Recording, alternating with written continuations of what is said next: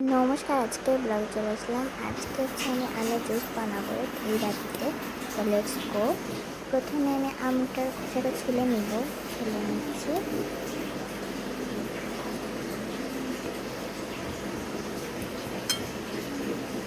আমি ছুলে নিই, তারপর আপনাদেরকে দেখাচ্ছি। আমার একটা ছোলা শেষ, আর একটা এখন আছে, এটা ছুলে নিব। এটাও ছোলা শেষ। তো আমি দুইটা এখন একটু আটিটা ছড়ে এটা হচ্ছে আমি একটু মাখিয়ে নেবো, একটু ভুট্টা ভুট্টা টাইপের করবো।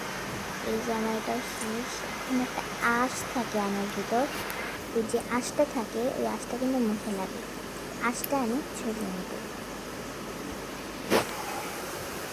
এই যে আমার আঁশ ছড়ানো শেষ। এখন এর মধ্যে আমি সামান্য তোমাদের পরিমাণ মতো আমি চিনি নিয়ে নেব। পরিমাণ মতো চিনি নিয়ে নিচ্ছি।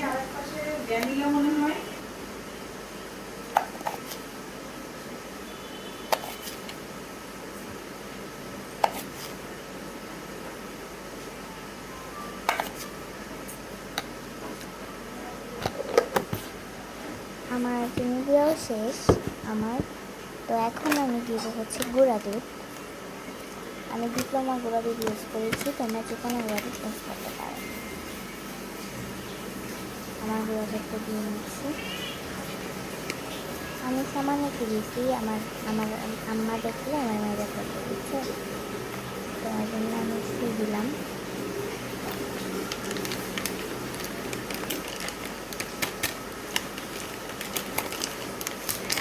আমি লাগাতেই পারতেছিলাম না, লাগাইতেছি।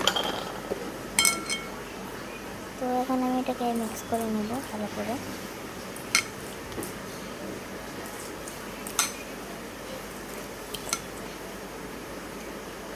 সুন্দর করে মিক্স করে নিচ্ছি।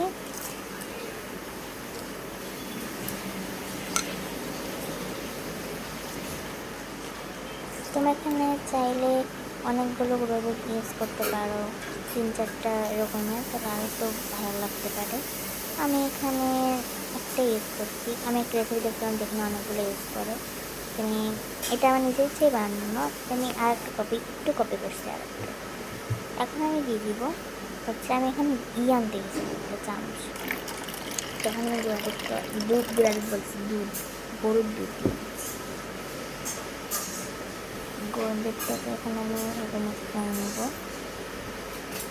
এখন আমি চামচ আনতে গেছিলাম, একটু ওয়েট করতে হবে তোমাদেরকে।